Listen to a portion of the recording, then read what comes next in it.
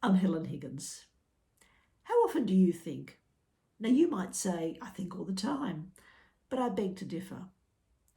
Because what most people refer to as thinking is thinking, I wonder what time we should get up tomorrow, or I wonder what time I should leave in order to be in time for that appointment.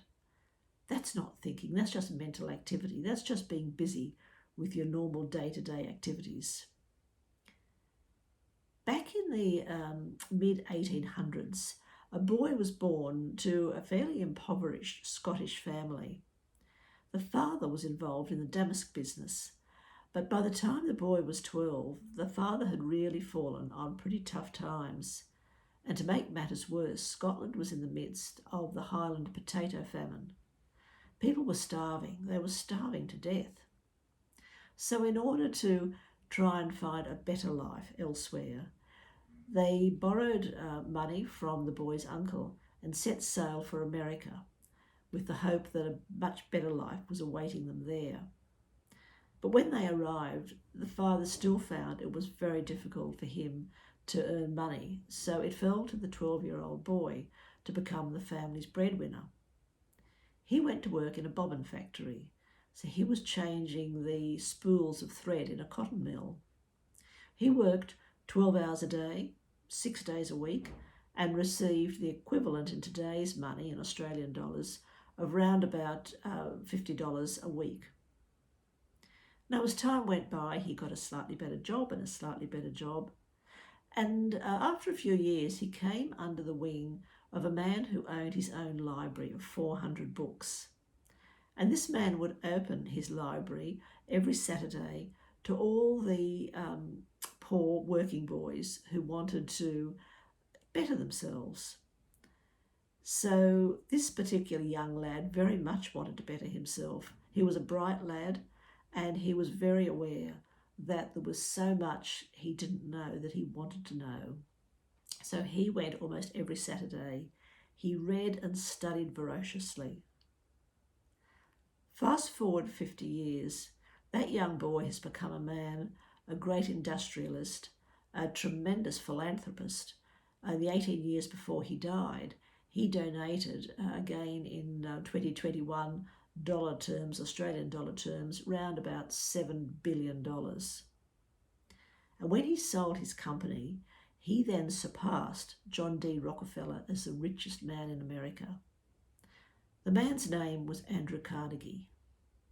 Now, Andrew Carnegie felt that he and his contemporaries, such as John D. Rockefeller and many others, were all aging and would at one point, before too long, be going to their graves with all this wonderful information locked up in their heads about how they'd created such incredibly successful businesses and created enormous wealth.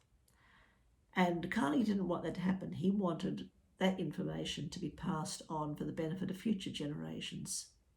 So to that end, he sought out a young reporter by the name of Napoleon Hill and asked him whether he would spend time, 20 years in fact, studying all these highly successful people and then writing a book about his findings.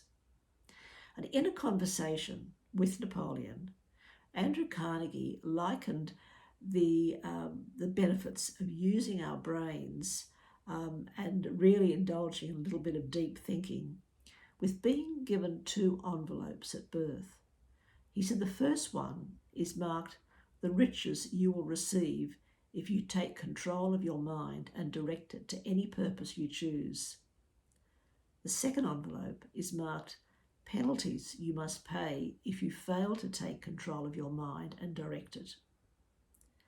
He said in the envelope marked riches were the following blessings: sound health, peace of mind, a life doing a labour of love, doing the things that you love to do, freedom from doubt and worry, a positive mental attitude, and riches of whatever sort and quantity you choose. Now, he said in the envelope marked penalties are the following prices you must pay for failing to take control of your mind: ill health, fear and worry, doubt and indecision, frustration and discouragement throughout life, poverty and want, and a list of evils including envy, greed, jealousy, anger, hatred, frustration. Now Carnegie said, in order to make benefit of those wonderful blessings in the riches envelope, what you must do is take a pad of paper and write on it one thing that you would absolutely love in your life.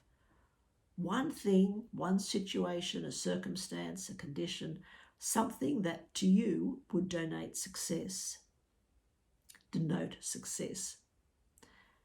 And he said, you must then, when you do this, he said, do not allow any feel of limitation that you have in your mind to cloud what you want to write, or any limitations someone else has put into your mind of what you could possibly do. Don't let anything stop you. Whatever you would absolutely love in your life is what you need to write down. And on the second piece of paper, you then write down, what are you prepared to give in return for this blessing? And he said, and then you start right then, right there, right where you are, and start to give. Now he said you must look at these two things, these two statements, what you want and what you're prepared to give, and read it 12 times a day, every day. And he said at the end of every day, just concentrate on what the things you have to be grateful for. It's a gratitude experiment. Think of all the things which you have been given freely at birth that you can be grateful for, because there are many, many of them. So as it turned out, Napoleon Hill and Andrew Carnegie, they had a 20-year business relationship. Andrew Carnegie did study highly successful men, and he really analysed what is the difference, what do they do that separates them from the rest of us. It's not that these men had any particular innate gift. They weren't particularly bright, it wasn't that. But there was something, they were ordinary people achieving extraordinary results. Now, if you would like to be in that category, and you absolutely can be, if you would love to have something in your life that up to this point has completely eluded you, then I strongly recommend you get a copy of that book.